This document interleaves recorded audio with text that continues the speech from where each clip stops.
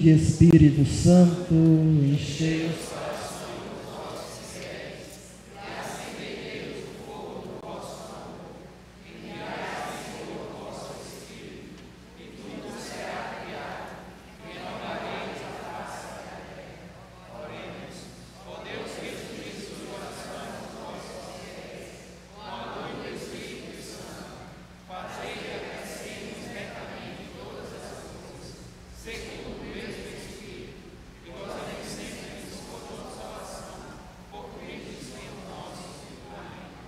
Ave Maria, cheia de graça, o Senhor é convosco. Bendita sois vós entre as mulheres, bendito é o fruto do vosso ventre, Jesus. Santa Maria, Mãe de Deus, rogai por nós, pecadores, agora e na hora de nossa morte. Amém. Vamos acolher hoje o nosso assessor, Padre Marcílio, com a salva de palmas.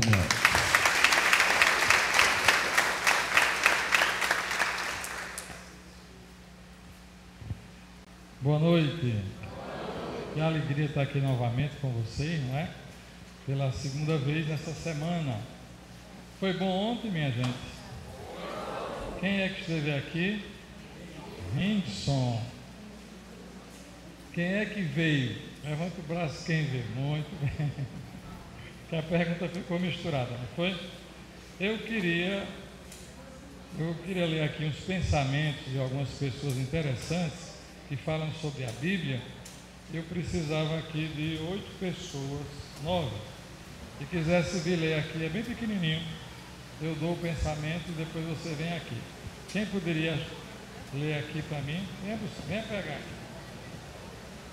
Aí na hora eu chamo. Quem mais? Olha aí, pega aqui. Quem mais quer? Prega aqui a ele. Vai ver. Quem mais? Ainda tem aqui uns bem pequenininhos. Quem quer ler? Ainda tem 3. Quem quer ler? Pega isso. E sobrou um. Ele pediu ali, mas tudo bem. São pensadores, pessoas importantes, que falaram alguma coisa bonita sobre a Bíblia. Eu queria chamar aqui, vocês se receberam, vamos fazer uma filinha aqui de 1 até 9, que a gente vai lendo um atrás do outro para não perder tempo, né? Número 1. Deixa eles fazerem, vem para cá, fica aqui. E passa uma são 4. Receberam 4. Número 1, vamos fazendo aqui em ordem, tá bom? Pessoas importantes para a humanidade falaram sobre Deus e sobre a Bíblia. Vamos ver quem foram essas pessoas. Primeiro ela vai ler o pensamento, são 2 pensamentos, esse primeiro, e depois vai ler um pouquinho quem foi a pessoa. Eu seguro você. Acho impossível que um indivíduo contemplando o céu possa dizer que não existe um Criador. Abraham Lincoln. Então, acho impossível que um indivíduo contemplando o céu possa dizer que não existe um Criador. O maior presente que Deus deu ao homem foi a Bíblia e a pureza das suas palavras. Abraham Lincoln. Veja que bonito, né? Um homem tão importante, o maior presente foi a Bíblia e a pureza de suas palavras. Quem foi Abraham Lincoln?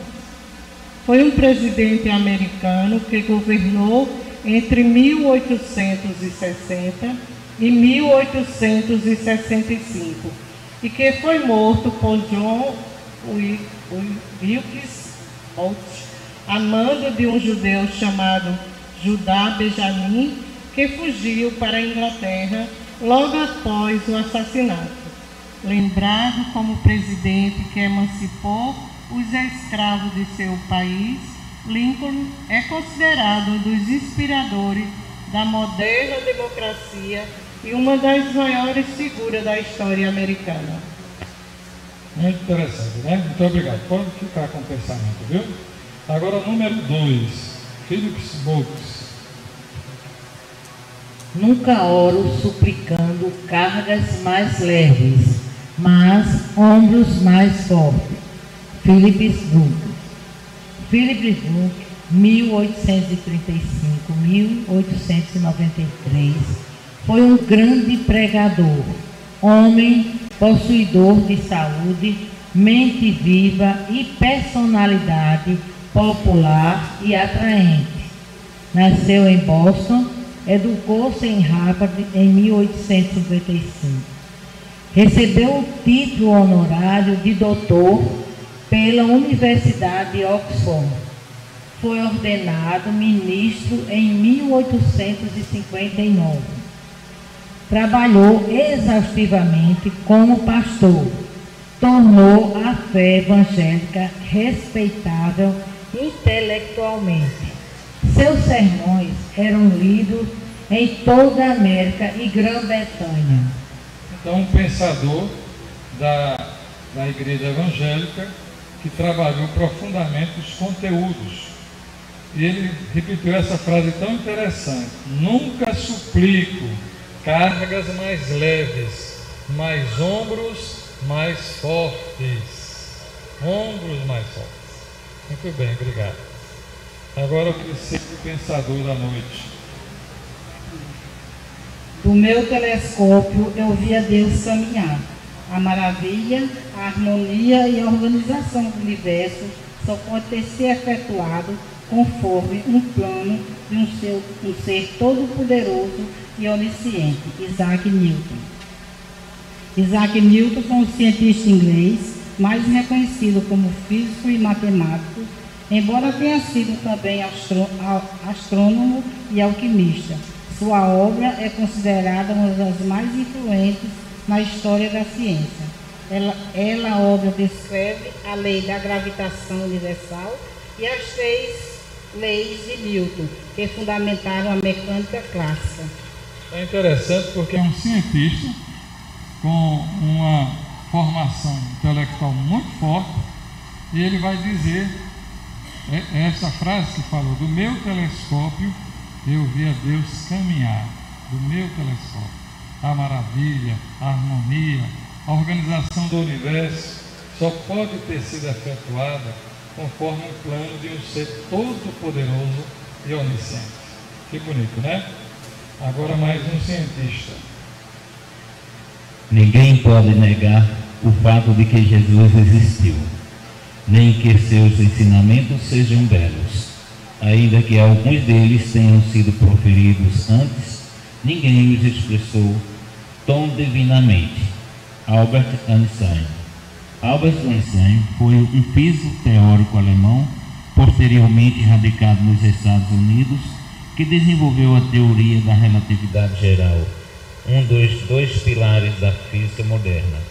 Foi laureado com o Prêmio Nobel de Física em 1921 por seus serviços à física teórica. Muito bem, então veja, outro grande, né? Pode levar outro monstro da ciência moderna, né? Ninguém pode negar o fato de que Jesus existiu. Olha só, né? Às vezes se diz que os cientistas se afastam da fé, mas alguns cientistas ficaram perplexos, porque as suas descobertas os levaram a perceber que há coisas que são tão profundas que um homem qualquer não pode criar. Vamos ver mais um pensador. É melhor investir 15 ou 20 dólares hoje comprando uma Bíblia do que gastar 100 ou 150 dólares por hora no escritório de um psiquiatra amanhã. Martin Luther King. Então, veja bem como é interessante. É melhor gastar 20 dólares hoje comprando uma Bíblia do que 50 dólares por hora amanhã no escritório de um psiquiatra. Eu segurei muitas coisas em minhas mãos. Eu perdi tudo, mas tudo que eu coloquei nas mãos de Deus, eu ainda possuo. Martin Luther King. É outro pensamento muito bonito, né? Eu perdi tudo. Eu segurei muitas coisas em minhas mãos e perdi tudo. mas tudo que eu coloquei nas mãos de Deus eu ainda possuo. Vamos ver quem é Martin Luther King, quem foi? Martin Luther King Jr. foi um pastor protestante e político estadunidense. Tornou-se um dos mais importantes líderes do movimento dos direitos civis dos negros nos Estados Unidos e no mundo, com a campanha de não violência e de amor ao próximo. Em 14 de outubro de 1964, King recebeu o Prêmio Nobel da Paz pelo combate à desigualdade racial através da não violência. Muito bem, Martin Luther King é um dos ícones, né, dos pacificadores da era moderna. Mais uma pessoa. Eu estava fazendo uma revolução na força da guerra. Revolução, né? Uma revolução na força da guerra, mas lendo as páginas deste livro, a Bíblia, descobri que Cristo fez uma revolução muito maior do que eu, sem violência e destruição. Fez a revolução do amor e da liberdade espiritual mediante ao sangue da cruz de Cristo. Napoleão Bonaparte. Napoleão foi um líder político e militar durante os últimos estágios da Revolução Francesa, adotando o nome de Napoleão I. Sua reforma legal, o Código Napoleônico, teve uma grande influência na legislação de vários países. O Napoleão, né?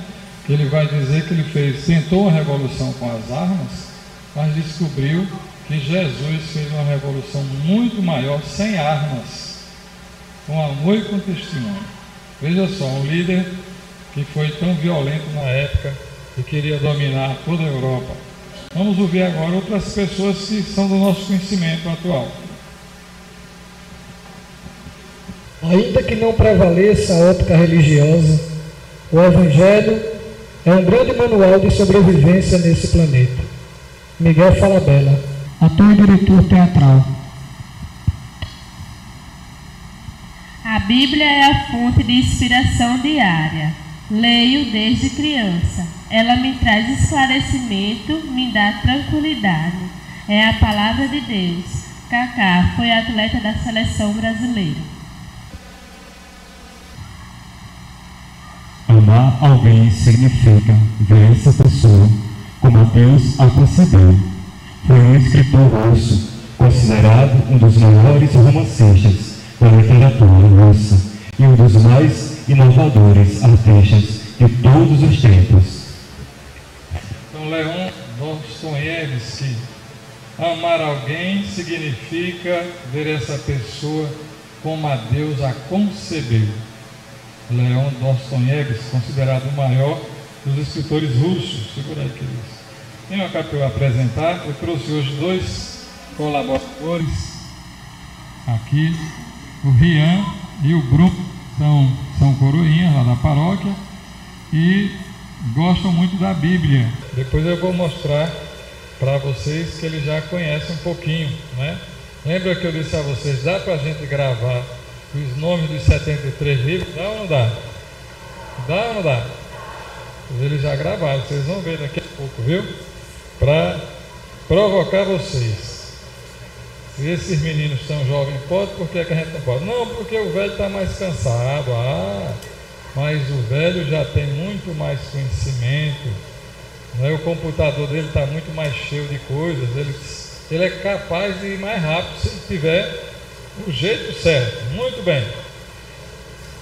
Onde vocês viram sobre o Novo Testamento? Não foi isso? Quantos livros são do Novo Testamento? 27. E ele é dividido também em blocos. Tem o primeiro bloco, que são os Evangelhos, e um livro depois que vem os Atos dos Apóstolos, né? Quais são os Evangelhos? Mateus, Marcos e os Atos dos Apóstolos, para a gente completar, não é? Olha, um católico que é de comunidade de grupo, se não souber a ordem certa do Evangelho, tá? Pode ir para a UTI que o negócio está sério, não é? Se perguntar, esse é o evangelista, Paulo é evangelista? Não, ele fez muita coisa quase, né? Ele escreveu mais do que os evangelistas, mas não é considerado os evangelistas, os 4 primeiros. Aí depois nós temos 21 cartas de São Paulo, não é isso? São quantas? 14. Você sabe dizer quais são? Quem é que sabe dizer quais são? Romanos é a primeira, 1 Coríntios, 2 Coríntios, Gálatas, Efésios, Filipenses, Colossenses, 1 Tessalonicenses, 2 Tessalonicenses, 1 Tito, 2 Tito, Filemão, pulei uma aqui, não foi? Tito, faltou quem? Timóteo, Filemão e Hebreus, não é isso? Então são 14 cartas. E depois nós temos a coleção mais fácil, mais simples, porque são 7 cartas, mas são 4 autores, que são chamadas as epístolas católicas. A primeira de quem? Tiago. Depois vem 1ª de Pedro, 2ª de Pedro, 1ª de João, 2ª de João, 3ª de João, e aí vem Judas. Pronto, são 5 cartas. E o último livro é o Apocalipse de São João. Minha gente, eu espero que depois desse curso vocês treinem em casa, para botar na cabeça. Vocês vão ver como é bom quando a gente sabe, ajuda a gente, que é uma beleza. Vamos lá, hoje nós vamos fazer um pouquinho da linha do tempo, que é um pouco mais histórico, para fazer a ligação. Uma coisa muito importante para nós cristãos e católicos é que a nossa fé, ela tem uma dimensão histórica. Nós não acreditamos num Deus que é uma criação humana, porque esse Deus mostrou o rosto em Jesus. Então ele se fez carne e habitou entre nós. Então é a partir do Deus histórico que se fez carne que nós então temos a revelação da totalidade de Deus. Então vamos lá, vamos ler, porque lendo a gente se situa, não se perde, não é? A Bíblia surge no meio de um povo do Oriente, o povo de Israel. Este povo cria uma literatura que relata sua história, suas reflexões, sua sabedoria, sua oração. Toda essa literatura é inspirada por um único Deus que lhe revela: eu estou sempre com vocês. Vamos repetir? Eu estou sempre com vocês. O povo da Bíblia mora perto do mar Mediterrâneo, no Oriente Médio. Inicialmente, é um grupo de migrantes vindos da Mesopotâmia, hoje atual Iraque. São chamados hebreus e descendem de Abraão.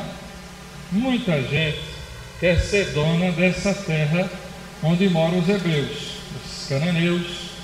Outros moradores de lá a chamam de Canaã. Os israelitas a chamavam de Israel.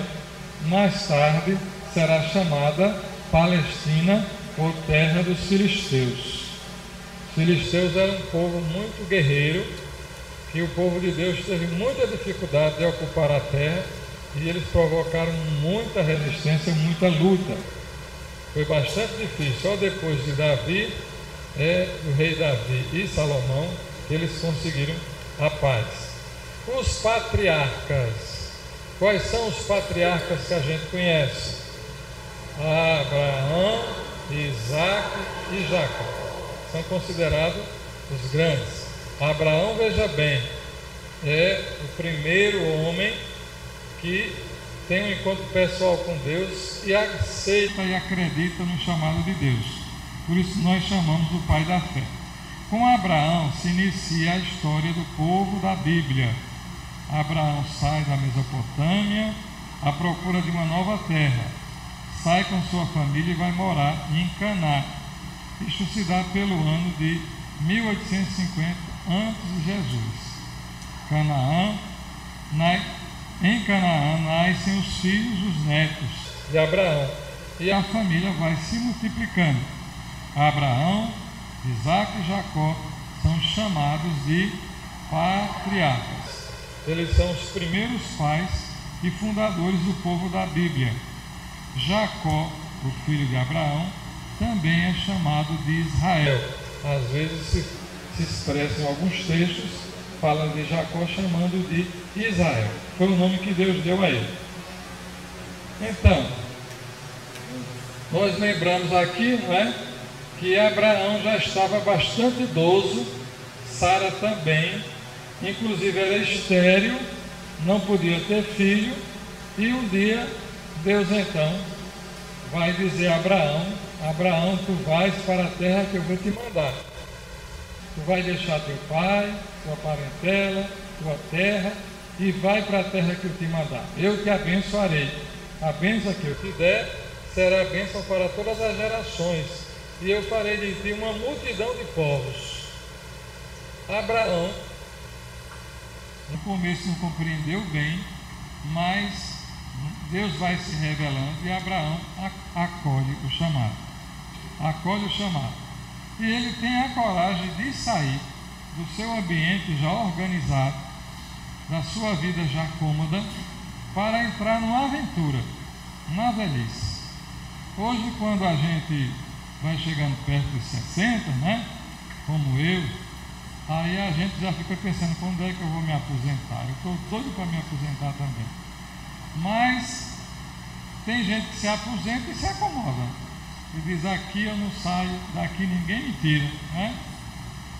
Outras pessoas começam coisas novas, vão estudar, vão fazer aquilo que gostavam, vão viajar, se comprometem mais com a comunidade, então revigoram a vida, dando um novo sentido. Por isso que a gente não pode dizer, as pessoas assim: Padre Marci, eu já estou cansada da comunidade, do trabalho, eu queria agora me retirar. Digo: olha, na igreja o padre só se aposenta quando não pode mais levantar o cálice. Até levantar, ou se alguém levantar, ele vai dar celebrar missa. Por que é que você vai se aposentar, né? Aposentadoria de cristão é o céu. Quando terminar dessa vida, aí vai para outra. Para a gente não ficar: vou me aposentar. Não, a igreja não se aposenta, não é? Claro que a gente não tem, vai ficando mais velho, vai perdendo certas capacidades, mas tem outras formas de servir. Então Abraão é para nós esse modelo. Ninguém pode dizer: eu estou velho. Porque como é que Deus chama Abraão, com mais de 70, a mulher estéril, idosa, sai, deixa tudo e te manda para uma aventura lá longe, numa terra que vocês nem sabem como é. E eles vão. Isso é que é uma coragem, não é? Isso é que é uma coragem. Então se chama desinstalar. A palavra de Deus tem essa força, que é mexer com a gente para recomeçar de novo. Às vezes a casa cai e aí é a oportunidade de levantar. Uma vez eu assisti a um filme e falava lá do problema dos palestinos com os judeus. Naquela época, não sei se hoje ainda é assim, quando um rapaz palestino se tornava homem-bomba, explodia seu corpo numa casa dos judeus, no comércio, numa sinagoga, então eles puniam a família, derrubando a casa dos pais, porque lá é a grande família, né? Derrubavam a casa. Então eu vi no filme que a polícia chegava e dizia: vocês têm meia hora para tirar o que vocês quiserem, que a casa vai ser explodida.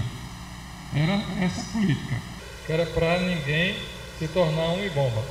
E aí saiu todo mundo, e saiu o avô, o velhinho, e aí disse: quer mais, papai, veja só que situação, vão derrubar a nossa casa, e agora, essa casa que já tem mais de 200 anos, a família, como é que o senhor está vendo isso? Eu disse: meu filho, olha, eu gosto muito dessa casa, foi dos nossos pais, então eu vou dizer a você: estava meio cansado dela.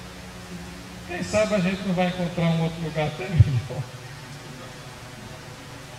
Isso é que é uma liberdade, não é? Vendo a sua casa sendo destruída. Então eu peço a Deus para ter essa coragem, né? Vendo a casa destruída, a gente vai encontrar um lugar melhor, vamos embora. Então, às vezes, aquilo que parece muito negativo pode ser uma grande oportunidade de Deus. Muito bem, o povo, através de Isaac, Abraão gerou Isaac, Isaac gerou Jacó. Os filhos de Jacó, lá na terra, estavam vivendo um período de muita seca, de muitas dificuldades. E o Egito, por ter aquela região fértil, sempre foi o celeiro daquele mundo. E aí nós conhecemos a historinha de José do Egito, não é? Que é uma novela que está contada no final do livro do Gênesis, muito bonita. E aí, através daquela historinha, eles vão chegar no Egito, lá eles vão ser bem acolhidos, José do Egito vai se tornar vice-rei, e eles prosperam durante muito tempo. Mas aí, com as mudanças de Faraó, um outro Faraó chegou e disse: esse povo prosperou demais, cresceu demais, se a gente não tiver cuidado, eles vão tomar conta. E aí começou a perseguir, toda aquela história que vocês conhecem. Então é esse tempo do Egito. Muita gente se muda para o Egito, onde a terra é mais fértil, entre eles Jacó e sua família. Com o passar do tempo, os faraós do Egito começam a escravizar o povo, e entre outros os hebreus. Aí vem o período da libertação. Surge no meio do povo um líder que chefia um movimento de libertação. Com a ajuda de Deus, faz o povo fugir da opressão dos reis do Egito. O líder é Moisés. O povo caminha pelo deserto durante 40 anos de volta a Canaã. Moisés morre antes do povo entrar naquela terra. Em seu lugar fica Josué, como principal líder do povo. Depois da morte de Josué, o povo é liderado por outros chefes chamados juízes. O último deles é Samuel. Outra história muito interessante é a história de Moisés, né? Vocês lembram que o faraó mandou matar todas as crianças primogênitos machos. A mãe de Moisés então esconde Moisés no rio e bota perto do palácio lá do faraó, naquele papirozinho, naquele cesto de papiro. Lá a irmã do faraó encontra aquela criança, não tinha filhos, e cria Moisés como filho. Mas depois, na história, Moisés vai se reconhecer hebreu. E um dia, vendo que um dos seus irmãos estava apanhando de um soldado, Moisés se enche de ira e vai até o soldado intervir. Mas naquela raiva termina matando o soldado. E aí foge com medo que o faraó mandasse matar. Aí ele foge e vai para um lugar mais deserto, lá perto do Monte Sinai. E aí, chegando por lá, ele descobre uma família, a família de Jetro, que depois vai se tornar seu sogro. E lá também ele se apaixona pela filha de Jetro, Séfora. E aí começam a ter filhos, começam a criar umas cabrinhas, e diz: pronto, agora a minha vida já está arrumada. Mulher, filho e cabra, suficiente, né? Quando ele subiu lá para a montanha, e quando ele entra, viu uma sarça ardente.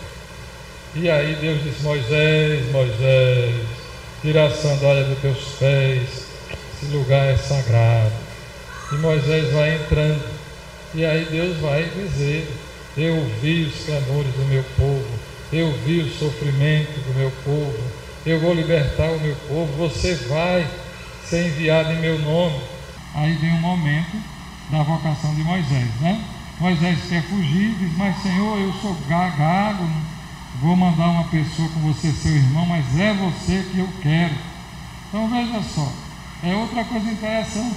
Às vezes a pessoa diz assim: já arrumei minha vida, vou criar meus meninos, meus netos, e de repente Deus faz uma provocação e a pessoa tem que deixar tudo.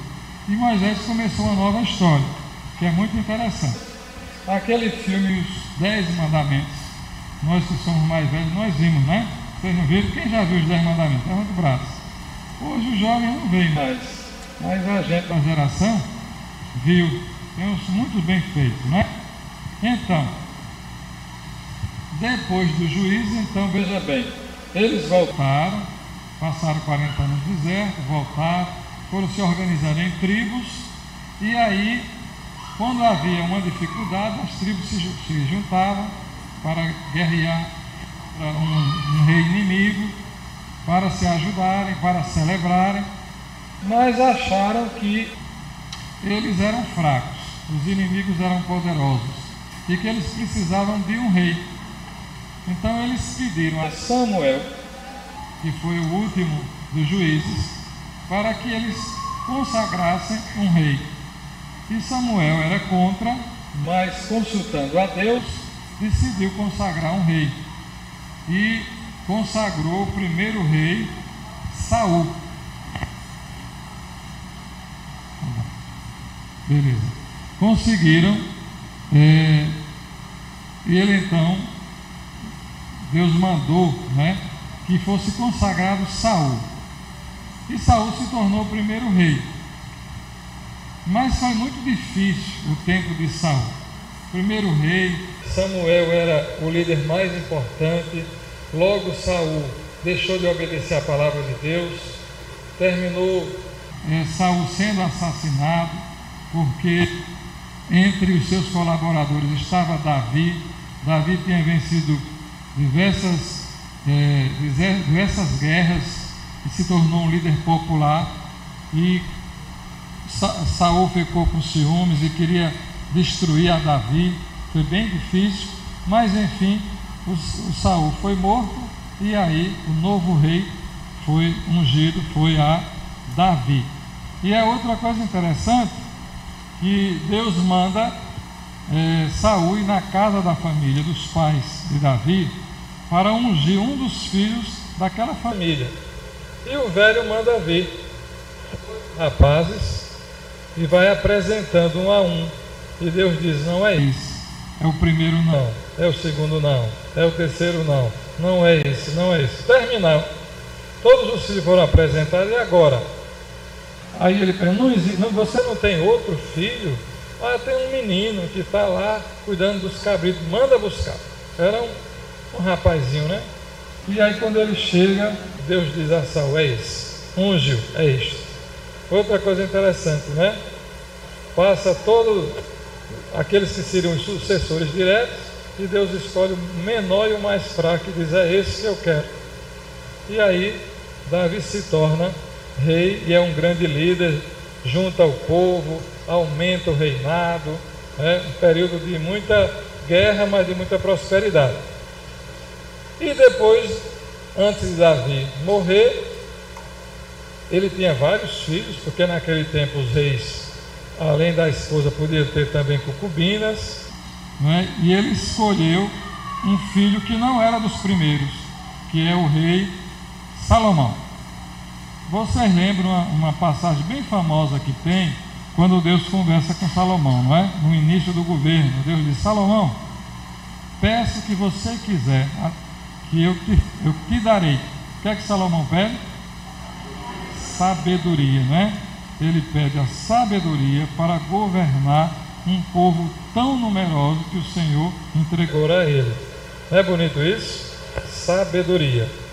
Mas às vezes o entusiasmo da juventude não se concretiza na vida adulta e na velhice. Ser coerente com um pensamento, com uma dedicação, é coisa para pouca gente. No geral, a gente vai mudando, alguns mudam e vão melhorando no seu empenho, na sua vocação, vão crescendo. Outros se fecham e não saem do lugar, e outros mudam tanto que a gente não conhece mais depois. Então, Salomão, no começo, foi um rei muito sábio, mas ele se encheu da vanglória dos reis vizinhos. E aí construiu um grande templo, cidades magníficas, exércitos, um palácio enorme.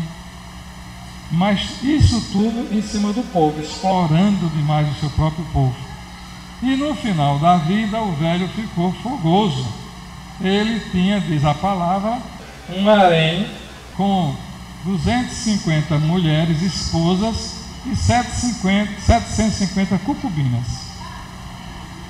Que velho danado, né? Está lá na palavra. 250 esposas e 750 concubinas. E aí foi o grande pecado de Salomão. Ficou vaidoso, um templo, um monte de filho para sustentar como príncipe, né? Porque os filhos do rei eram príncipes. Imagine o sofrimento, a exploração. E ele também casou com muitas mulheres estrangeiras. E essas mulheres estrangeiras deixaram o velho tão... Sabe que velho, quando encontra uma pessoa que namora, se apaixona, fica doido, né?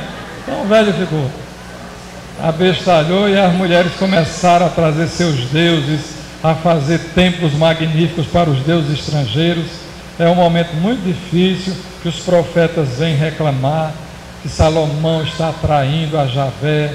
É o tempo que fala das imagens fortemente, não é? Então é um tempo muito triste. Na hora que o velho está cheio de dinheiro, aí complica a coisa. O dinheiro no bolso de homem é complicado, né? Também muito dinheiro na mão de qualquer pessoa. Foi muito difícil. O povo quase perde a fé. E aí a exploração sobre os pobres para trabalhar e sustentar esse reinado, esses luxos de uma corte numerosa, isso tudo provocou uma situação muito difícil. Quando Salomão morreu, os filhos brigaram entre si e se dividiram. O reino do norte e o reino do sul. Nunca mais voltaram a ser um reino só. O reino do norte viveu alguns anos e caiu, e depois o reino do sul. Até que, por fim, o famoso rei babilônico, como era o nome dele? Nabucodonosor, invadiu, por último, né? A parte que ainda não tinha sido invadida, e acabou-se o reino, e aí nunca mais teve rei. Então essa experiência dos reis foi muito importante para o povo de Deus, mas foi muito sofrida, porque Deus queria que o rei fosse um homem justo, fosse um homem cuidadoso com os pobres, fosse diferente, um sinal no mundo, para chamar a atenção dos outros povos. Mas quando começaram a ter mais poder, começaram a se misturar com os reis vizinhos, aí vieram as mesmas dificuldades e os mesmos problemas. A gente olhando nos livros dos reis, os últimos reis, é uma coisa terrível. A gente vê mãe se juntando com o irmão para matar um filho e o irmão ficar no rei. A rainha que quer matar os filhos do outro marido para que um dos seus filhos seja rei. É uma coisa absurda que a gente fica, meu Deus, no meio do povo de Deus existiu isso? No meio do povo de Deus tem pecado? Tem ou não tem? É povo de Deus. O que é bonito em tudo isso é que, apesar desses sofrimentos, apesar dos vacilos do homem, Deus sempre fez surgir pessoas no meio dessas pessoas para mostrarem um caminho diferente. E nunca deixou de ter misericórdia. Isso é muito interessante. A gente vai olhar dentro da história da Bíblia que Deus é misericordioso. E Ele tem uma compreensão, um cuidado com essa humanidade. Ele acredita tanto nela que Ele nunca mais deixa de estar dando oportunidade para um recomeço. Então essa é toda a história do povo de Deus, que eu não vou ler muito aqui não, porque depois você lê em casa. Então nós tivemos vários, os babilônicos, os persas, os romanos invadiram as terras do povo de Deus. Uma época mais interessante também foi que quando o rei da Babilônia invadiu Jerusalém e o país, destruiu o templo, destruiu os edifícios públicos e escravizou grande parte da população, mandando para a Babilônia. Quando a gente, não sei se vocês já viveram essa experiência, quando a gente sofre um revés na vida, Primeira coisa, normalmente, a gente fica revoltado, procurando a culpa do culpado. Quem é o culpado? Quem foi que foi responsável por isso? No segundo momento, a gente começa a pensar: será que eu também errei? Será que eu me enganei? Eu não olhei direito? Eu não percebi direito? E aí, nesse momento, começa a raciocinar. Na dor, é a oportunidade da pessoa refazer seus conceitos. E um terceiro momento é dizer: eu vou recomeçar de novo. Eu vou repensar minha vida. O povo na Babilônia passou por esses momentos e teve uma oportunidade maravilhosa de descobrir uma coisa que é fundamental para a fé. Onde é que está a nossa segurança? A nossa segurança está no Senhor, não é? Eles não tinham um país, não tinham um rei, não tinham um templo. A religião não tinha liberdade de ser proferida. Eles eram escravos. O que é que eles têm? Quem é que eles têm? E eles descobriram: Deus esteve sempre com eles. E que a coisa mais importante para o homem de fé é saber que Deus caminha com ele. Isso é o mais importante. Porque às vezes nós temos aquela coisa de pensar, né? Eu vou construir uma casa, mais 2, mais 3, para garantir a minha vida, dos meus filhos, dos meus netos. Pai e mãe têm essa pretensão de serem eternos, né? Uma vez uma senhora disse assim, uma já velhinha, ela disse assim: padre, eu disse a ela: como é que está a senhora? Tudo bem? Tudo bem? Eu disse: a senhora já tem quantos anos? 87, me parece que ela dizia assim. Eu digo: e aí, já está se preparando para o grande encontro? Eu disse: padre, eu sei que já está perto, né? Estou com essa idade. Eu só fico aperreado com uma coisa. Digo: e qual é? Porque eu já dei uma casa a meus 4 filhos. Trabalhei, deixei uma para cada um. Já dei uma casa para meus 3 netos, mas agora começa a nascer os bisnetos e eu vou morrer sem dar tempo de deixar uma casa para eles. Olha, padre, o que é que o senhor acha? O que é que eu faço? Eu disse assim: olha, a senhora acredita que Deus esteve com a senhora toda a sua vida? Acredito. Que Deus nunca lhe faltou? Acredito. Acredita que Ele vai cuidar dos seus netos e bisnetos? Acredito. Então morra em paz. Está tudo resolvido.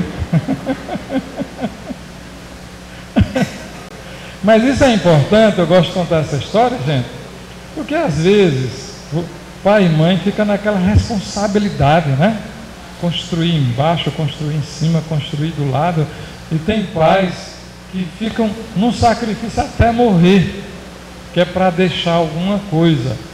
E às vezes, quando deixa alguma coisa, dá uma confusão tão grande no meio dos filhos, que é melhor que não tivesse deixado nada de dinheiro, não é? Porque crescem os olhos, um fica acusando o outro, já começa a dizer que isso vai ser meu, aquilo vai ser teu. É uma confusão. Mas tem gente que fica nessa situação de querer ser eterno. É o pecado. Eu quero ser Deus, já vou preparar até a 4ª, 5ª geração. Que pretensão, minha gente, que pretensão. Quem somos nós para preparar o futuro dos outros, não é? Eu acho que aqui não tem pai assim, mãe assim não, né? Isso é lá em outro canto. Os grandes exemplos de azar. Agora eu vou chamar aqui esses meus amigos para mostrar a vocês como é fácil aprender a Bíblia. Venham cá vocês dois, eles gostam muito da Bíblia, viu? É o Rian e o Bruno, são coroinhas da paróquia. Então, eu disse a vocês que lá a gente faz uma exigência para os coroinhas aprenderem os nomes dos livros da Bíblia e 3 salmos e o Magnificat de cor. É uma dificuldade com isso, mas foi pegando o jeito. Hoje já a grande maioria já sabe, e eu gosto de trazê-los porque as pessoas dizem assim: mas não dá para botar na cabeça. Ora, gente, dá para botar muito mais. A cabeça da gente é capaz de muita coisa. Se você disser que não é capaz de botar o nome de 73 livros na cabeça, então corra para o médico, porque o alemão já chegou faz tempo, viu? O alemão já chegou faz tempo. Vamos ver, eu pedi aqui a eles para dizer um bloco. O primeiro bloco, vocês sabem, da Bíblia, do Antigo, é Pentateuco. 5 livros, quais são? Número. Não olhe para o papel não, para afilar não. Agora eu vou perguntar a Rian. Nós temos 14 livros históricos, não é isso? Josué. São 14. Oi? São 14 livros históricos? Não. São quantos? 16. Quais são? Josué, Juízes, Ruth, Samuel 1 e 2, Reis 1 e 2, Crônicas 1 e 2, Esdras, Neemias, Tobias, Judite, Esther, Macabeus 1 e 2. São 16, não são? Muito bem. Depois nós temos os livros sapienciais, mas aí eu não vou perguntar a eles não, porque são poucos, né? São 7 os livros sapienciais. Primeiro, Jó. Olhando não dá, né? Jó. Depois de Jó vem Salmos, Provérbio, Eclesiástico, Cânticos dos Cânticos, Sabedoria e Eclesiastes. Fácil, fácil. Mas vem 18, e 18 complica. Quando a gente pergunta o nome, multidão assim. Diga o nome de 3 profetas. Aí fica Isaías, Jeremias e... quase não vai. Vamos ver aqui se Bruno lembra dos 18. Lembra, Bruno? Isaías, Jeremias, Lamentações, Baruque, Ezequiel, Daniel, Oséias, Joel, Amós, Abdias, Jonas, Miqueias, Naum, Abacuque, Sofonias, Ageu, Zacarias e Malaquias. 18, tá vendo? Não é fácil, né? Aí depois nós chegamos no Novo Testamento. Os primeiros 5 nós já dissemos, não é? Mateus, Marcos, Lucas, João, Atos dos Apóstolos. Aí vem 12 cartas paulinas, não é isso? São 12? São quantas? 14. São quantas? 14. São quantas? 14. Não é possível. Depois desse curso vocês não sabem pelo menos o número. Quais são, Ria? Romanos, Coríntios 1 e 2, Gálatas, Efésios, Filipenses, Colossenses, Tessalonicenses 1 e 2, Timóteo 1 e 2, Tito, Filemão e Hebreus. Tá vendo?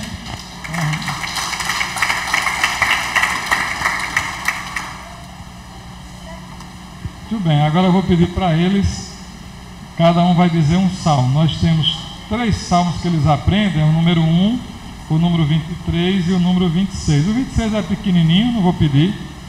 A gente faz lá, ele é bem simples, né? O Senhor é minha luz e salvação. A quem temerei? Vamos repetir? O Senhor é minha luz e salvação. A quem temerei? A segunda é muito fácil também. O Senhor é minha luz e salvação. Perante quem tremerei? Perante quem temerei? Vamos dizer? O Senhor é minha luz e salvação. Perante quem tremerei? E a gente termina dizendo: ao Senhor eu peço apenas uma só coisa: habitar no santuário do Senhor por toda a minha vida. Vamos dizer? Ao Senhor eu peço apenas uma só coisa: habitar no santuário do Senhor por toda a minha vida. E termina dizendo: espera no Senhor, tem coragem. Vamos dizer? Espera no Senhor. Espera no Senhor. Então é um salmo muito bonito, não é? Agora o número 1. Quem quer fazer o número 1?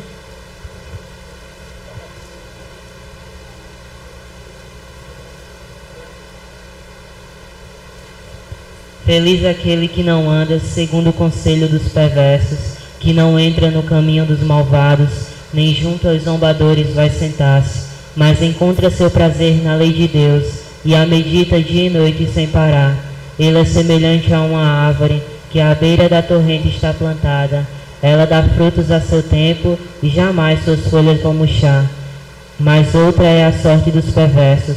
Ao contrário, são semelhantes às palhas secas, espalhada e dispersada pelo vento. Pois Deus vigia o caminho dos eleitos, mas a estrada dos malvados leva à morte. Salmo número 1, muito bonito. E o Salmo 23 vocês sabem de qual, não sabe? Cantam, não é possível. Vamos ver aqui. O Senhor é meu pastor e nada me faltará. Em verdes pastagens ele me faz repousar. Ele me leva até as águas tranquilas e refaz as minhas forças. Pelos bons caminhos me conduz por amor de seu nome. Ainda que eu passe pelo vale da morte, nenhum mal temerei, porque está comigo o vosso cajado e vosso bordão me dão segurança. Preparais para mim a mesa na presença do inimigo. Sobre minha cabeça derramais perfume. Minha taça me enche de alegria. Então esse é o Salmo 23. Naturalmente que eles ficam nervosos, todo mundo olhando assim, né? Agora, quem é que sabe o Magnificat de cor? Levante o braço. De cor. Olha, minha gente, eu vou brincar com vocês, viu? Mas é uma vergonha a gente não saber a oração de Nossa Senhora. Olha só, vou desafiar vocês. Eu cheguei no grupo de uma paróquia dessa, que a maioria das pessoas eram, como é o chamado grupo? Da Legião de Maria. E eu perguntei aos legionários, quem sabe de cor a oração de Maria, o Magnificat, levante o braço. 3 pessoas, em bem 100. Vocês sabem a oração do fundador da Legião de Maria? Todo mundo sabia. Eu disse, mas isso é uma vergonha, né? A gente não sabe a oração da santa que a gente cultua e sabe do fundador. Olha que coisa horrível. A oração de Maria é das mais lindas da Bíblia, né? Das mais lindas que a gente tem que saber de cor. Então, vocês têm que aprender. Vamos dizer, quem souber reza comigo, né? A minha alma engrandece ao Senhor e exulta meu espírito em Deus, meu Salvador, porque olhou para a humildade de sua serva. Doravante as gerações hão de chamar-me de bendita. O poderoso fez em mim maravilhas e santo é seu nome. Seu amor para sempre se estende sobre aqueles que o manifesta o poder de seu braço. Despede os soberbos, derruba os poderosos de seus tronos e eleva os humildes. Sacia de bens os famintos, despede os ricos sem nada. Acolhe Israel, seu servidor, fiel a seu amor, como havia prometido a nossos pais, em favor de Abraão e de seus filhos para sempre. Amém. Gente, a gente não tem que aprender, não tem? Não tem, tem que aprender. Essa oração é belíssima, né? De um amor para os mais fracos, né? De uma beleza, um Deus que não se deixa enganar pelos soberbos, pelos ricos, pelos poderosos. É maravilhoso. Então, vocês vão ficar... Vocês só vão aprender isso, certo? 73 livros de cor, o Salmo número 1, o 23, o 26, o Magnífica. Uma semana de exercício chega lá. Muito obrigado, então, uma salva de palmas para os nossos irmãos. Agora, uma partezinha que precisa um pouco mais de cuidado, de raciocínio. A descoberta da revelação. Esta descoberta da revelação profunda entre Deus e seu povo, aliás, da relação, nós a chamamos de revelação. Claro que o povo não poderia descobrir isso sem que o próprio Deus não os tivesse dado a sabedoria para entender. Já vimos que, inicialmente, o povo é um punhado de gente simples que vai crescendo e se multiplicando. Mas acontecem coisas importantes na vida dessa gente. A mudança para o Egito, a opressão sofrida por lá, a saída sob a liderança de Moisés, a passagem pelo deserto. Assim o povo aprende a lutar, a observar e a refletir sobre tudo o que acontece. Vai descobrindo a mão de Deus em tudo isso e expressa sua fé em celebrações festivas, em cantos e orações. Contam de pai para filho as grandes obras de Deus. De volta à terra de Canaã, liderados pelos juízes e mais tarde pelos primeiros reis, o povo vai se unindo mais. Começa a formar uma nação mais bem organizada, com certa liderança no mundo daquele tempo. E começou a escrever, já no tempo de Salomão, escreveu o quê? A vida do povo, suas lutas, suas reflexões, suas orações, seus cantos. Assim a Bíblia começa a escrita. A tradição diz que no tempo de Salomão foram escritos juntados, compilados os primeiros livros. E assim continua a divisão do reino, as dominações estrangeiras, a volta para a terra. O povo vai vivendo, sofrendo, lutando, rezando, e outros escritos da Bíblia vão surgindo. Eles são obras especialmente de homens que falam inspirados por Deus, entre eles os profetas. Eles vão ajudar o povo a refletir melhor e a compreender o que Deus espera. Vão ajudar também o povo a viver melhor, a celebrar, a lutar e a não perder a esperança. Então, uma coisa muito importante é que o povo vive essa relação com Deus, mas vive a vida da gente, nas quedas, não é? Nos momentos mágicos de grandes conquistas, nos momentos de tristeza, nos confrontos, e é nesse caminho que eles vão descobrindo o Deus misericordioso e vão aprendendo a amar esse Deus, a confiar nesse Deus. Alguns se perdem na porta larga da vida, né? A vaidade do mundo é muito grande, mas outros vão se recompondo e vão retomando a história até os dias de hoje. Então é para esse povo então que Deus se revela. Deus fala pelos acontecimentos e pelas palavras. A Bíblia é o reflexo de uma vivência do povo com Deus, de Deus com seu povo.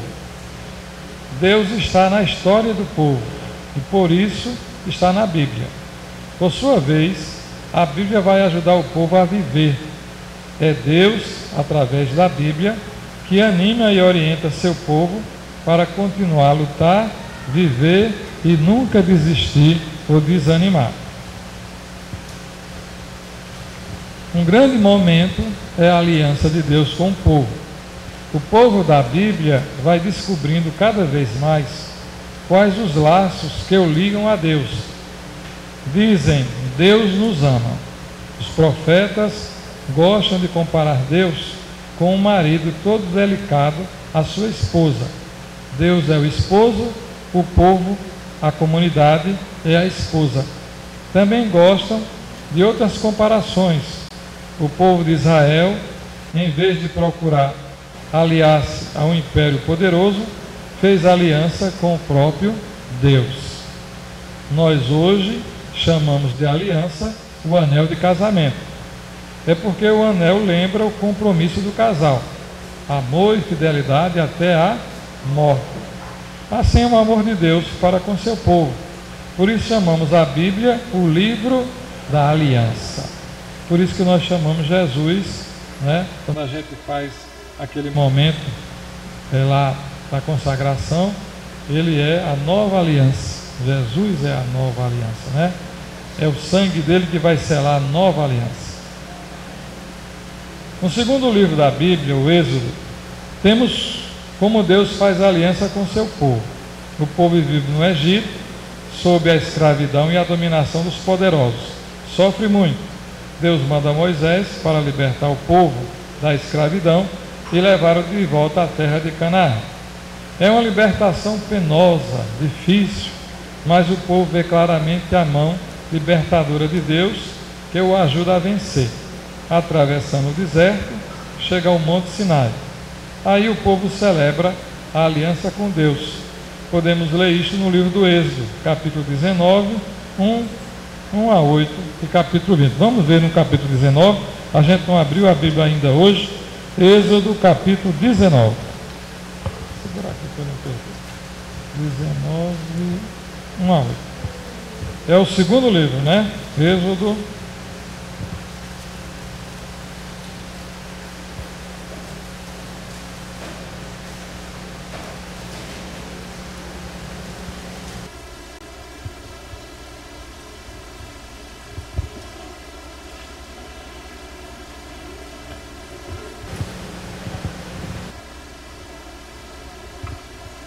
Capítulo 19, 1 a 8.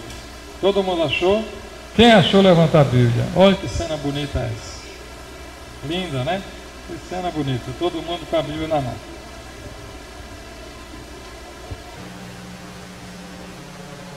Três meses depois de sair do Egito, os filhos de Israel chegaram ao deserto do Sinai. Partindo de Rafidim, chegaram ao deserto do Sinai e acamparam no deserto diante da montanha. Então Moisés subiu a montanha de Deus e Javé o chamou, dizendo: diga à casa de Jacó e anuncie aos filhos de Israel o seguinte: vocês viram o que eu fiz aos egípcios e como carreguei vocês sobre as asas de águia e os trouxe para mim. Portanto, se me obedecerem e observarem a minha aliança, vocês serão minha propriedade especial entre todos os povos, porque a terra toda pertence a mim. Vocês serão para mim um reino de sacerdotes e uma nação santa. É o que você deverá dizer aos filhos de Israel. Moisés voltou, convocou os anciãos do povo e expôs a eles tudo o que Javé lhe havia mandado. Então todo o povo respondeu: faremos tudo o que Javé mandou. Vamos dizer isso? Faremos tudo o que Javé mandou. Será que esse povo foi fiel ao juramento? Povo fraco, né? Mas Deus está sempre com o seu povo. Então vê isso, é aliança. Estas normas nós as chamamos os 10 mandamentos. Naturalmente que a gente aprendeu os 10 mandamentos no catecismo, bem simplesinho, não é? Quando a gente vai para o texto, no livro dos Números especialmente, a gente vai ver como o texto é mais profundo, muito mais abrangente do que o que está ali. Mas a gente lembra os 10 mandamentos. Quem é que lembra? O primeiro mandamento é amar a Deus sobre todas. E Jesus, quando é perguntado qual é o primeiro mandamento, ele diz: amar a Deus com toda a tua alma, com todo o teu conhecimento, com todo o teu ser. É maravilhoso, né? O segundo mandamento qual é? Guardar os domingos de festa e feriado. Terceiro mandamento: honrar pai e mãe. É o terceiro ou é o quarto? É o quarto. Vocês engoliram um. Espera aí, o primeiro é amar a Deus. O segundo é não. Não. Ela está dizendo ali: primeiro é amar a Deus sobre todas as coisas. O segundo é não jurar o seu santo nome em vão. Olha aí, tá vendo? O terceiro é guardar domingos de festa. O quarto é honrar. O quinto é não matar. O sexto, não pecar contra a castidade. O sétimo, não furtar. O nono, aliás, o oitavo, não levantar falso testemunho. O nono, só a mulher ou o homem também? Não, a mulher ou o homem? E o último é?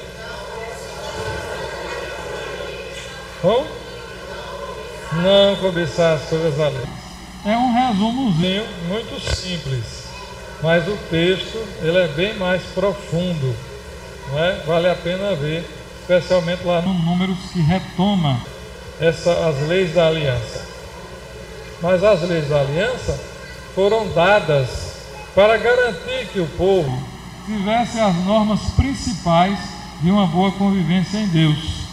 E aí tem esses valores que entrou para toda a sociedade: não matar, não roubar, não enganar, não cobiçar o que é do outro, honrar pai e mãe, não é? Colocar o nome de Deus acima de tudo. Então, são as bases dos valores fundamentais da fé cristã e que são valores também que entraram muito para as democracias modernas, esses valores fundamentais que é de todo o povo humano, não só de cristãos, né? Então, por isso o povo da Bíblia considera os mandamentos um grande presente de Deus, e eles são o caminho da verdadeira paz e felicidade. Segura aqui, meu filho. Muito bem. Eu vi que tem gente dormindo hoje aqui, né? Bem cansado do dia trabalhoso que a gente tem, não é? Agora um minutinho de cochicho e vamos passar para as perguntas. Se alguém quiser fazer um comentário ou alguma coisa que ficou da curiosidade da noite de ontem, se a gente souber, responde. Se não souber, vamos pesquisar, tá bom? 2 minutinhos com seu vizinho, com sua vizinha, para a gente fazer esse cochicho.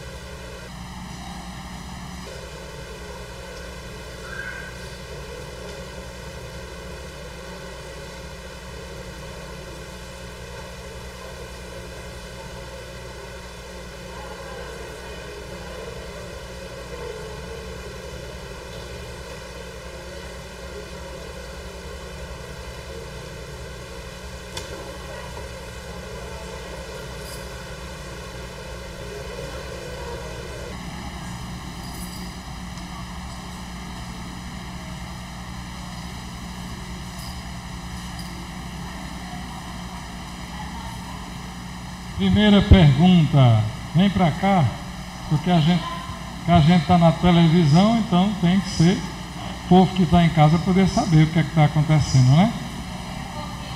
Vem cá.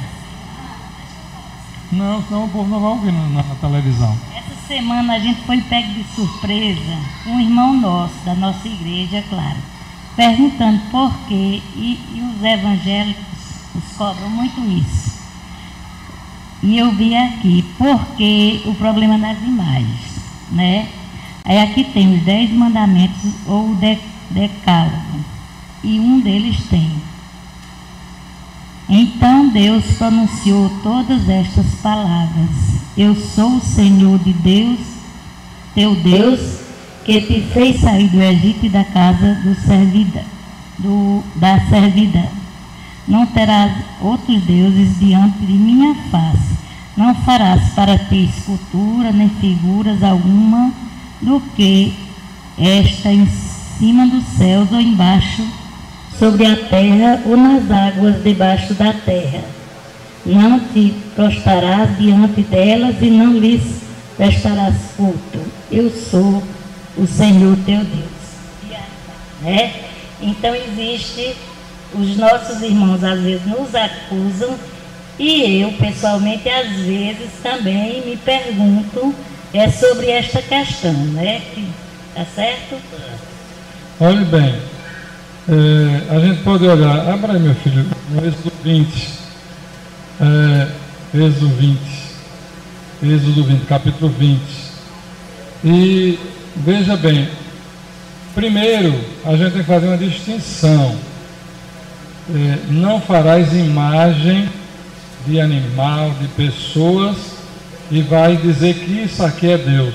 Então isso é colocar qualquer imagem no lugar de Deus. Nós também aceitamos isso, não é? As imagens dos santos, nós consideramos que são para nós como fotografias, recordações, mas a gente sabe que é só imagem. Nós não adoramos os santos, nós cultuamos, veneramos, mas a adoração só a Deus. Nós temos claro, na palavra, há momentos em que o povo de Deus passou uma crise enorme e quase perde a fé. Por exemplo, quando eles estavam na Babilônia, os templos babilônicos, com a corte dos sacerdotes, com as festas, aquilo levava as pessoas a dizer: olha como o Deus deles é poderoso, veja como eles prosperam, e o nosso Deus nos deixou aqui escravizados. Então muita gente deixou a fé. E aí os profetas, os religiosos mais profundos tiveram que buscar a palavra para dizer: não terás outro Deus, porque eles faziam Deus de tudo, de animais, do sol, da lua, não é? Outros astros, da cobra. Então tudo era da natureza. E aí eles vão dizer: olha, só existe um Deus, não farás nenhuma outra imagem. Mas olhando no próprio livro, a gente vai ver que nas prescrições do templo,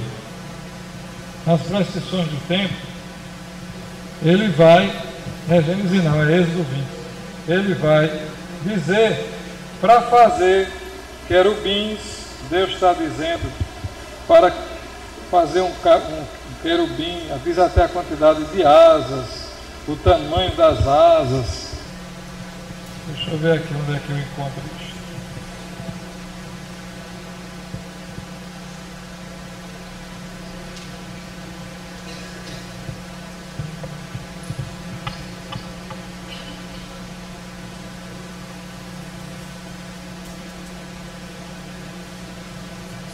Foi?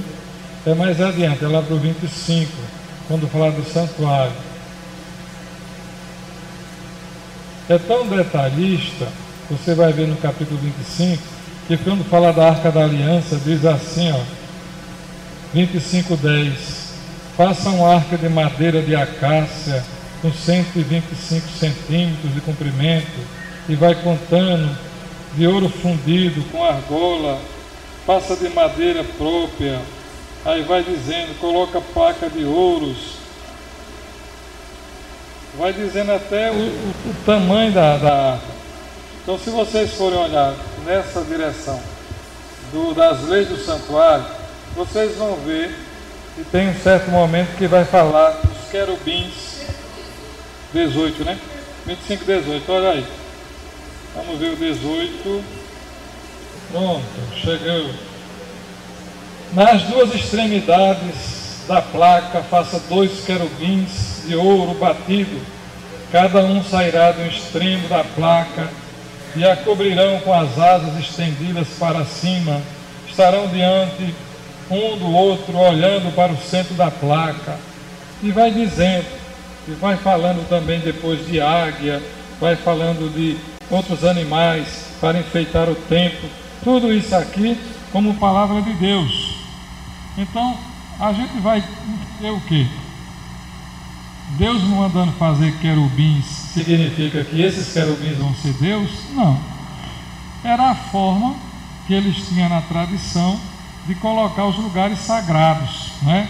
Às vezes colocavam cabeças de animais, águia, pombas, para colocar que era um lugar sagrado. E querubins, esses seres inanimados, celestes, né? Que lembram os anjos que defendem o templo, defendem os lugares sagrados. São imagens. Então, se você olhar bem, há outros lugares também que falam dessas imagens, mas não dizem que são Deus.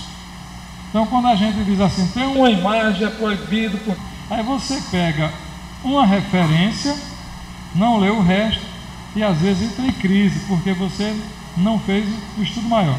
A nossa dificuldade, Fátima, é que nós católicos, a gente usa muito a Bíblia, mas não estuda a Bíblia.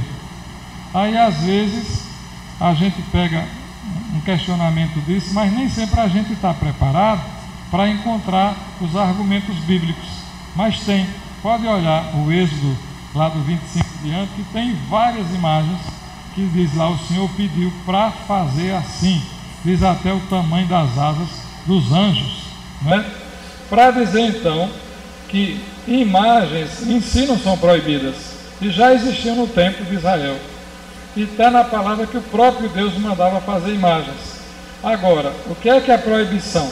Nenhuma imagem de animal, de homem, de coisa, de seres celestes podem ser consideradas Deus. Deus só existe um. Só existe um. É claro que nós, o povo de Deus, a gente precisa muito de imagens para a gente pegar, segurar, né? Antigamente, antes do Concílio Vaticano II, aqui o pessoal daquela geração já foi toda para o céu, então não lembra, mas as igrejas tinham tantas imagens, cada família, minha santa é Santa Teresinha, queria fazer minha santa é Nossa Senhora da Conceição, queria fazer, a encher as igrejas de imagem, que era uma coisa horrorosa, todo mundo queria fazer uma capelinha. Então o concílio diz, e a cruz nem sempre era colocada no centro, muitas vezes era a imagem do padroeiro, eram outros santos, às vezes não tinha nem imagem de Jesus. Então, foi que a igreja diz, vamos purificar o culto aos santos e vamos destacar a nossa fé na centralidade que é Jesus. No centro da igreja deve ter a imagem de Jesus, não é? Então, e deve-se evitar de se colocar imagens demais para confundir o povo. Porque o povo não deve ficar olhando as imagens e esquecer da imagem principal, que é Jesus. Então hoje você vê, a igreja aqui tem poucas imagens e não precisa mais do que isso, não é? É suficiente. Pode nem ter, pode ter só a cruz ou até nem pode. Claro que a gente faz assim, a nossa tradição, porque a gente sabe que a imagem representa, não é? Mas São Paulo vai dizer que a adoração a Deus o verdadeiro adorador é aquele que adora em espírito e verdade. Quem são os verdadeiros adoradores de Deus? Aqueles que adoram em espírito e verdade. E Jesus vai dizer, onde 2 ou 3 estiverem reunidos no meu nome, eu estarei aí. Então onde é que Jesus está? No meio de nós, não é? Está lá na imagem, representa, mas a imagem não é Jesus. Uma vez eu fiz uma experiência muito engraçada, eu trabalhava com ecumenismo, e aqui tem uma senhora que disse, ela participou de alguns encontros de ecumenismo, não foi? Como é seu nome? Maria do Livramento. E aí, aquela coisa que as pessoas dizem assim, olha, eu não gosto de participar de encontro ecumênico, porque vão logo dizer, não traga a imagem de Nossa Senhora não, e se eu não levar minha santinha comigo, eu não vou para o encontro. Eu sou minha filha, e para levar a sua santa, você precisa levar a imagem? Isso é claro. E quem disse que Nossa Senhora só está na imagem, minha filha? Disse, não, mas tem que ser, minha filha, onde o filho está, a mãe está, se eu me reúno em nome dele, ela já está presente, está ou não está? Eu tenho que levar uma imagem para mostrar, está aqui, não, isso é proselitismo, isso é fanatismo, não é não? Não. Outro dia o padre disse assim, olha a expressão, né? Um amigo meu, que eu brinquei com ele, como eu era professor de ecumenismo, aí ele disse, Marcílio, eu fiz lá umas visitas de Nossa Senhora às capelas, olha, foi muito bom, tanta gente, Nossa Senhora foi de capela em capela, disse, rapaz, me dá o endereço dela, que eu quero chamá-la para vir aqui na minha paróquia. Deixe de ser chato, você sabe que eu estou falando da imagem, mas você não disse a imagem, você disse Nossa Senhora. A gente não usa essa expressão, né? Eita, Nossa Senhora vai me visitar, vai na minha casa hoje. Mas na verdade a gente sabe que é a imagem, porque Nossa Senhora já está lá, está ou não está? Então a gente tem que ter sempre o cuidado, não é? Para a gente não misturar as coisas. que a gente pode ter. Eu sempre digo lá ao pessoal, viu? Estou terminando o feito, vamos terminar cedo, que o povo reclamou que terminou tarde. Vamos terminar. É porque eu começo a falar e me empolgo. Aí, olha essa história. Você viu o que eu queria dizer, Dazinho? Me perdi agora, olha. Fui para outro canto e me perdi. Vamos fazer o sorteio da Bíblia, né? Como é que é esse sorteio?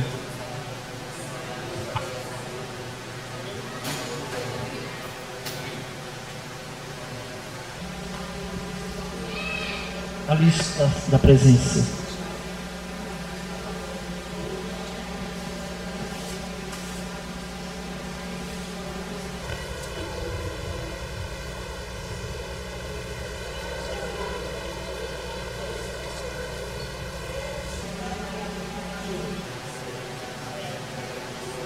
Pronto. Então fala o número de 1 a 88. 7. Número 7.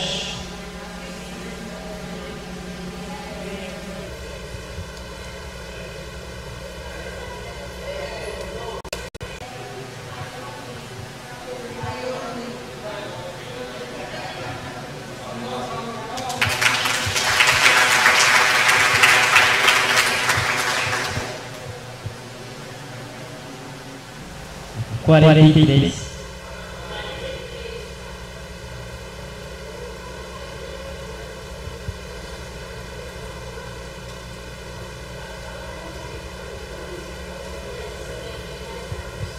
Tá chegando, tá descobrindo ali quem é. Segura aqui,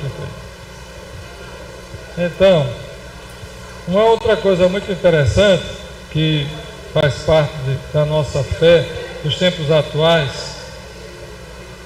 Achou? José Francisco Filho.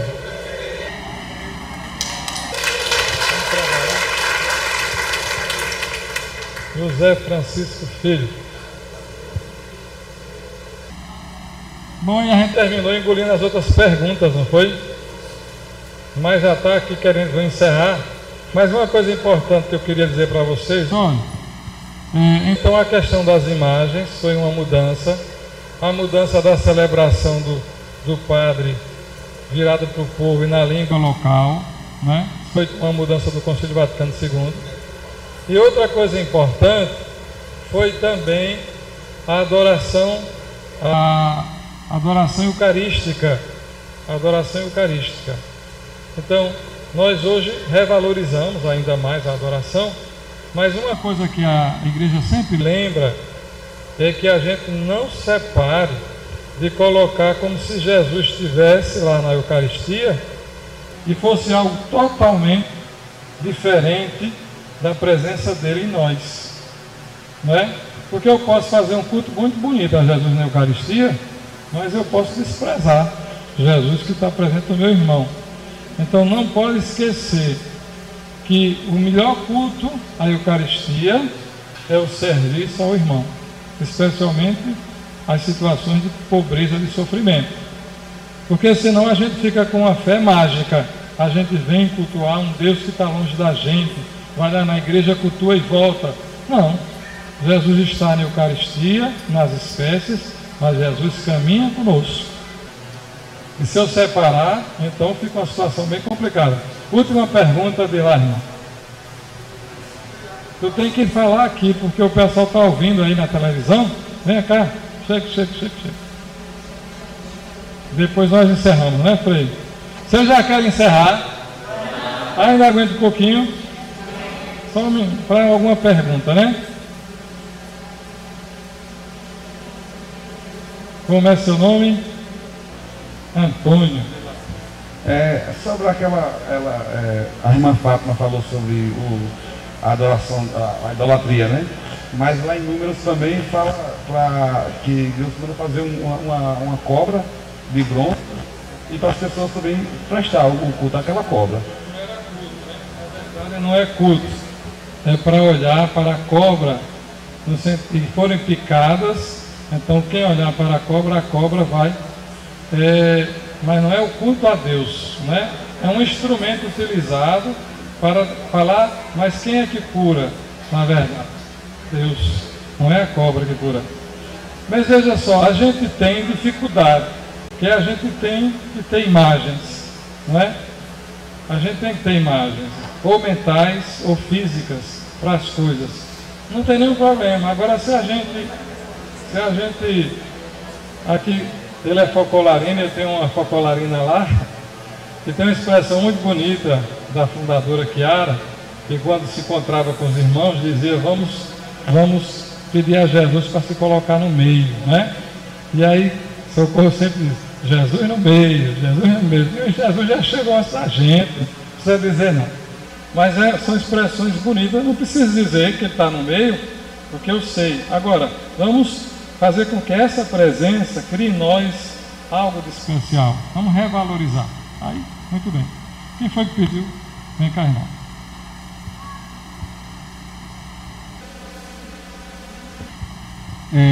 Aquela citação de Moisés, que ele levou 40 anos para chegar na Terra Prometida.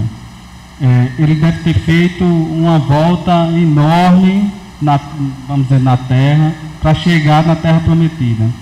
Por que Deus não orientou eles a ir para o caminho mais curto? Foi proposital ou foi eles que entenderam errado o caminho a ser seguido? Que eles se perderam, não foi? Porque o lugar não é tão longe. Justamente, isso é uma pergunta muito interessante, porque, olha bem, o número 40, ele é um símbolo, é chamado 40, significa tempo necessário, mas não significa 40 anos, como também Jesus jejuou 40 dias e 40 noites, não significa que tenham sido os dias como nós contamos. 40 significa o tempo necessário para uma mudança, o tempo necessário para completar alguma coisa.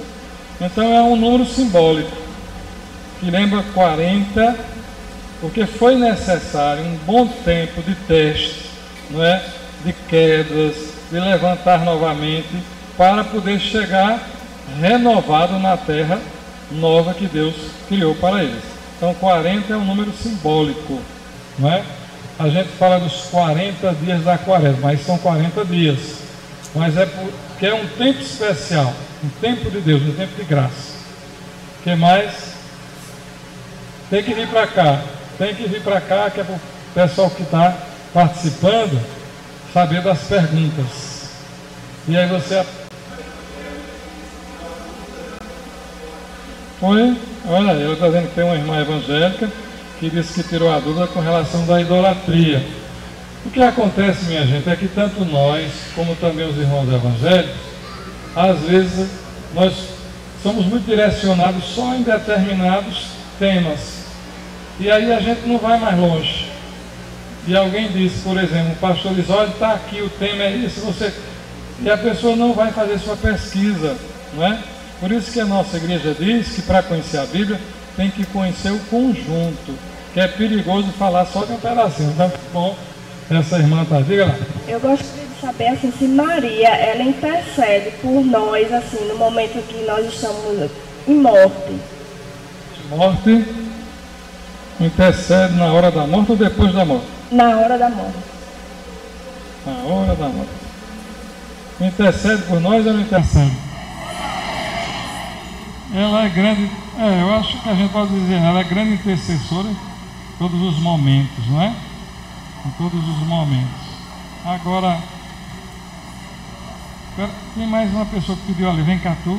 Quem quer perguntar, venha para cá, que a gente vai pegando uma atrás da outra, porque já está ficando tarde, tem gente que tem que chegar em casa, não é?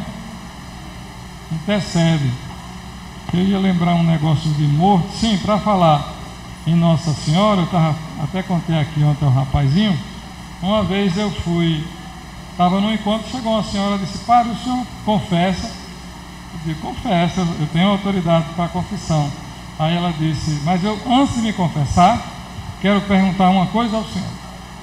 Se o senhor disser não, então eu não vou me confessar com o senhor. Pergunta, irmã, o senhor acredita em Nossa Senhora? Mas minha filha, eu sou padre da Igreja Católica. Eu quero saber, acredita ou não? A minha minha senhora, já perguntar um negócio desse ao padre. Diga, senão não me confessa. Claro que eu acredito. A senhora está, por que essa dúvida? Então eu vou me confessar com o senhor. Aí depois começou a confissão e ela me deu uma folhinha dessa. Ela pegou uma folha assim, mais comprida do que essa, e começou esse pecado, esse pecado, esse pecado. Mas por que a senhora está com essa lista? Não, porque um padre disse lá na televisão que a gente tem que confessar todos esses pecados. Minha filha, essa lista era antes do concílio, que as pessoas levavam a lista e tinha que acusar todos os pecados. O concílio disse que não precisa disso, que a pessoa deve acusar o que está na consciência. Mas aí tem uns grupos hoje que vão lembrar. Um dia chegou uma senhora lá com um problema: padre, quando eu tinha 4 anos, minha mãe me mandou fazer não sei o quê, e eu disse: não vou não, que você é doida. E eu não dormi ontem quando eu me lembrei desse pecado que eu nunca confessei. Oh, minha filha, pelo amor de Deus. Por amor de Deus, quem foi que inventou essa história da carochinha, minha gente? Tem muita coisa doida por aí, viu? Outro dia chegou uma pessoa, um senhor, que disse assim: olha, minha mãe está com 85 anos e eu quero que o senhor vá lá em casa para o senhor rezar. Ela mora com mais 3 filhos e agora ela disse que está vendo o demônio. Está vendo o demônio como assim? Não é porque eu acho que lá perto da casa da gente, no passado teve um terreiro de Xangô. E eu acho que as influências agora estão chegando lá em casa.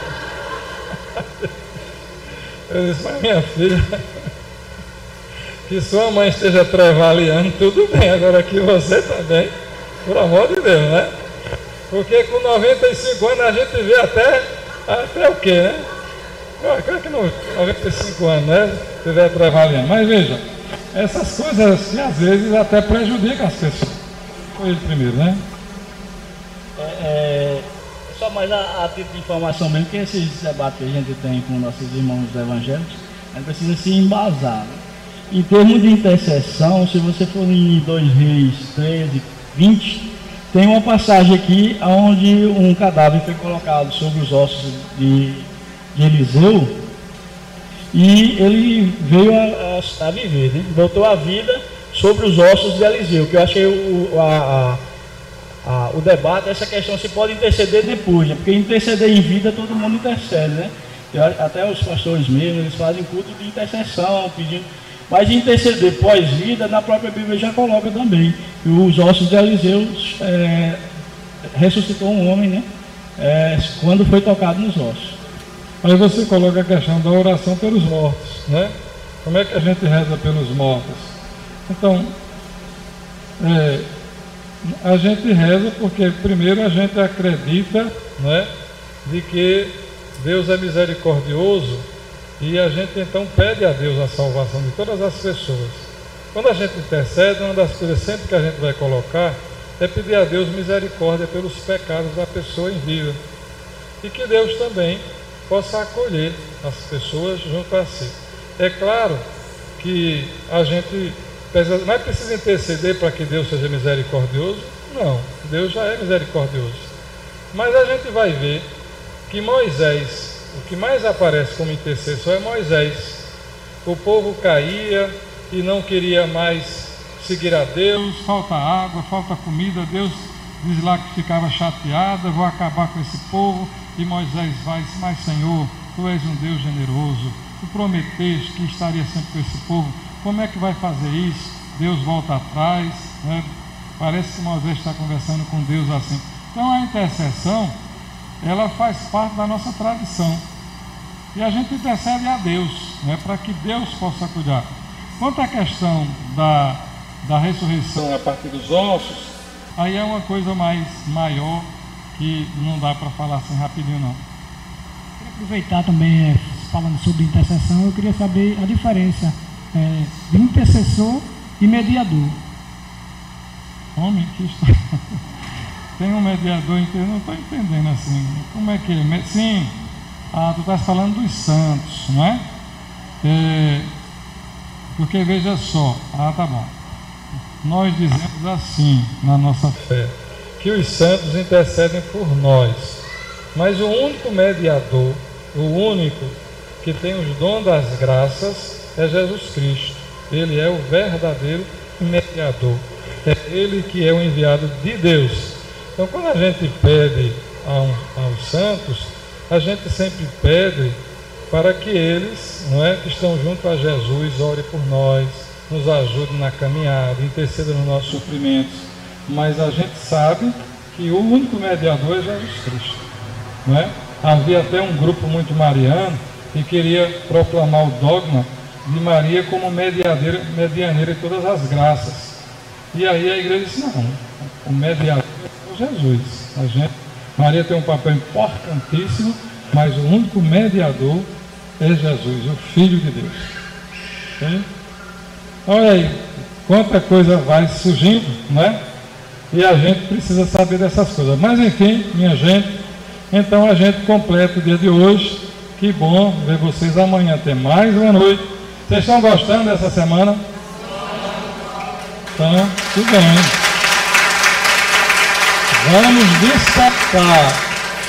Vamos despertar. Eu trago uma coisa da minha infância para encerrar. Minha mãe gostava demais de orar. Todos os dias ela lia a Bíblia, as leituras diárias. Mas a espiritualidade dela, como a maioria da gente, foi uma espiritualidade muito devocional. Que a Bíblia entrava como um recurso, mas ela não tinha a sabedoria para nos falar da Bíblia, para nos apresentar os livros, para nos apresentava como procurar leituras, mas ela não tinha uma destreza para nos colocar a palavra a partir da Bíblia para a vida da gente. Mas isso não era culpa dela, é que naquela época havia muito mais preocupação com as orações, né? E a Bíblia não entrava como um recurso fundamental. Hoje a gente tem que inverter isso. Os documentos da igreja dizem que a Bíblia não pode ser um assento, que toda formação tem que partir da Bíblia, da palavra de Deus. Amanhã vocês vão ver que nós temos a tradição da igreja, o magistério, e a palavra diz, a palavra dos bispos, que o magistério e a tradição estão a serviço da palavra escrita, estão a serviço. Então veja, hoje eu queria desafiar vocês para que não somente use a Bíblia para procurar a leitura diária. Aliás, muita gente nem procura a Bíblia porque compra a liturgia diária. Então eu até me pergunto, será que isso ajuda a gente? A gente tem que ter uma liturgia diária para não abrir a Bíblia porque dá trabalho. Olha só, que mentalidade, não é? Horrorosa. E a gente tem a Bíblia, mas compra um livro a mais para não ter o trabalho. Então a gente fica longe demais da Bíblia, não é? Agora, desafio é para estudarem.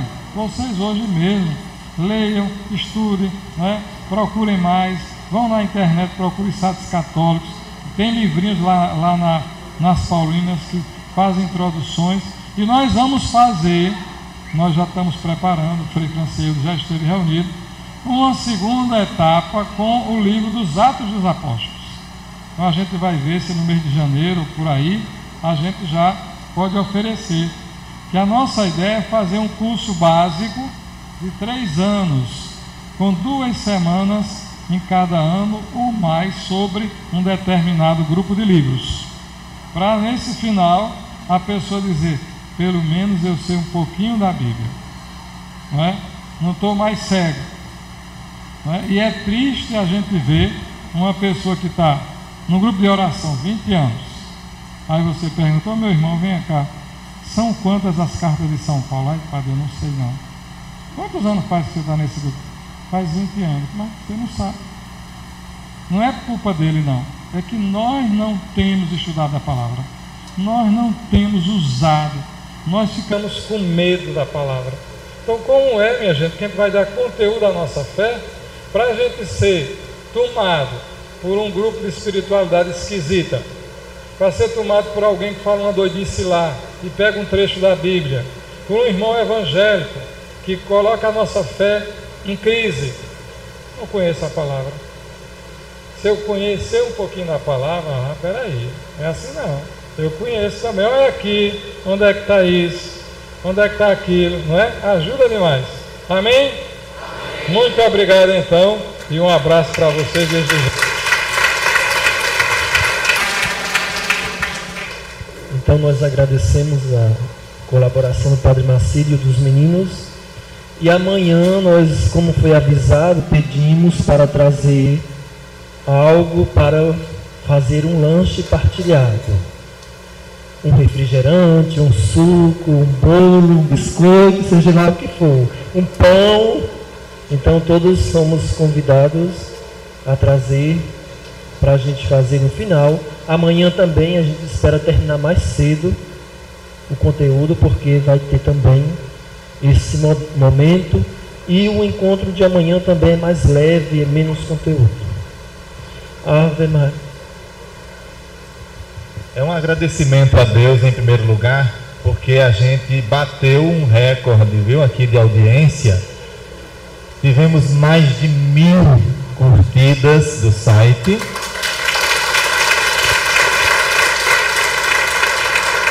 E estamos completando hoje o número de 40 pessoas que assistem, que estão participando, estão adorando a semana e parabenizando a paróquia por essa organização.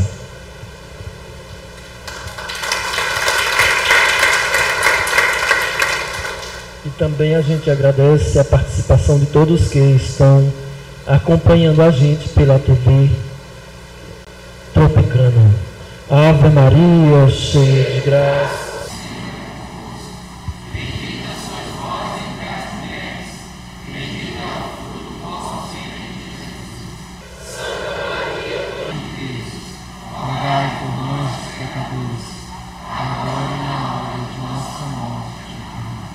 O Senhor esteja convosco. Abençoe-vos Deus Todo-Poderoso, Pai, Filho e Espírito Santo. Boa noite para todos e todas. Vamos em paz e o Senhor nos acompanhe.